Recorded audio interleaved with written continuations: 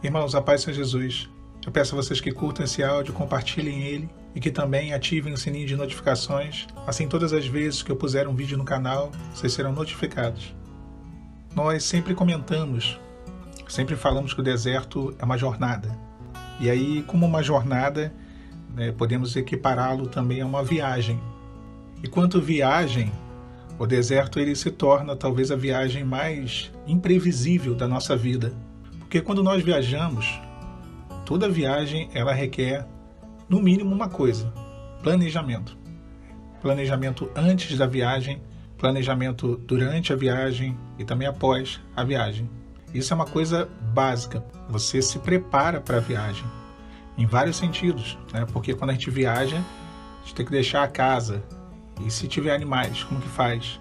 Se tiver conta para pagar, como que você faz? Você paga antes. Então tem uma série de eventos, mas também tem o lado da viagem em si, das reservas, de hotel, compra das passagens, enfim, é uma série de coisas que devem ser planejadas. Mas o deserto ele é uma viagem talvez improvisada, porque nós não conseguimos planejar absolutamente nada. E isso é o que mais nos intriga, nos atormenta no deserto e provoca uma ansiedade, uma inquietação muito grande. Imagina só, você entrar dentro de um avião, ou de um ônibus, ou de um trem, e você não sabe que horas que você vai sair, ou seja, que horas que a viagem começa, para onde você está indo, você não sabe para onde você está indo, você não sabe o que vai acontecer, qual é o teu destino final, o que ocorrerá, e você não sabe se vai ter paradas, ou se você vai direto, ou se vai ter alguma escala. É uma viagem totalmente imprevisível. O deserto é uma viagem imprevisível. E isso é proposital. A palavra diz assim lá em Eclesiastes, capítulo 11, no versículo 5. Assim como tu não sabes o caminho do vento, nem como se formam os ossos no ventre da mulher que está grávida, assim também não sabes as obras de Deus, que faz todas as coisas. Pronto, tá aí. Esse é o nosso deserto. O que mais se ouviu nesse versículo aqui, o que nós podemos mais ver, é tu não sabes. Não sabes o caminho do vento, não sabes como se formam os ossos dentro do ventre da mulher grávida e não sabes as obras de Deus. Não sabes. E saber aqui, o verbo saber, é uma palavra chamada iada, que significa você não consegue perceber e nem visualizar. O agir de Deus é invisível. O que vai ser no fim do deserto, como será o fim do deserto, é impossível saber. Meu irmão, minha irmã, não tem como. Você pode tentar mentalizar, idealizar, não tem como. Nós não conhecemos o caminho do vento. Ninguém conhece o caminho do vento. E ninguém conhece como se formam as crianças na barriga da mulher.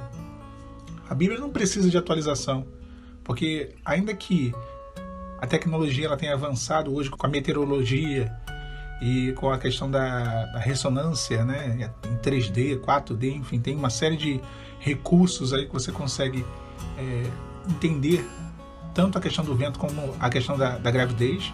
A palavra iada, ela traz essa profundidade no sentido de que você não consegue visualizar com os teus olhos.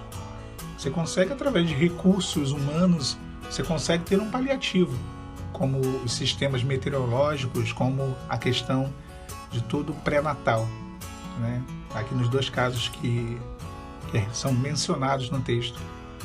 Mas até esses paliativos não são certos. Você vê o furacão Katrina, ele devastou os Estados Unidos. Houve uma previsão acerca dos dias em que ele chegaria ao solo americano.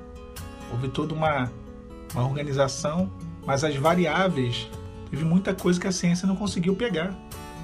E o movimento daquele furacão não foi tão dentro do eixo esperado, daquilo que eles pensavam que seria o caminho do vento ali para o furacão Katrina. E aí houve aquela destruição absurda que ele realizou. Ou seja, teve erros aconteceram. Então ninguém conhece. Nós não temos como saber. Então o que eu faço? É a pergunta, né? O que eu vou fazer? Se eu já não sei como que vai ser o deserto, como que ele vai terminar, o que vai acontecer. Descansar em Deus é isso. É como se você tivesse entrado nesse trem que você não sabe qual é o destino, você não sabe nada sobre a viagem e o Senhor lhe dissesse para ti assim: olha, dorme, descansa e confia. Aí entra a confiança e o descanso. É quando você diz para você mesmo que você não precisa saber para crer, que você não precisa saber para poder esperar. Você tão somente confia, porque Deus ele faz todas as coisas.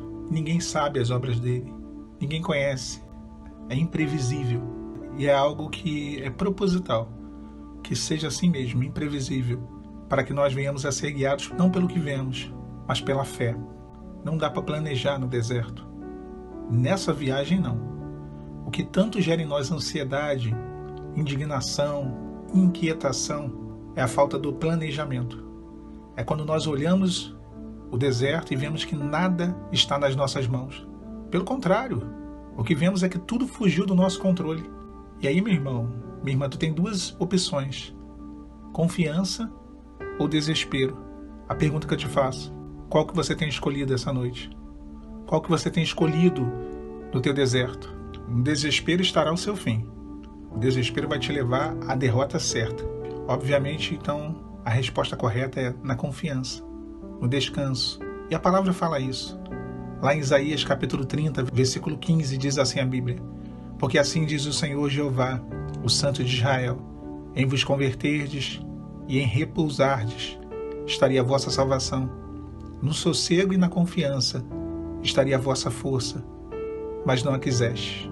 Está claro que a salvação, nos momentos de crise, vem do descanso, da confiança, da segurança do homem em Deus, quando colocamos diante dele as nossas ansiedades. Entrega a ele, confia nele e deixa ele te guiar nesse caminho. Planeja nada não, deixa. Curta a viagem, né? Aproveite a viagem, olhando pela janela, sabendo que o teu piloto é o próprio Senhor, ele que te conduzirá para onde ele quer. Queria deixar com vocês essa mensagem. Fiquem os irmãos com a paz do Senhor Jesus.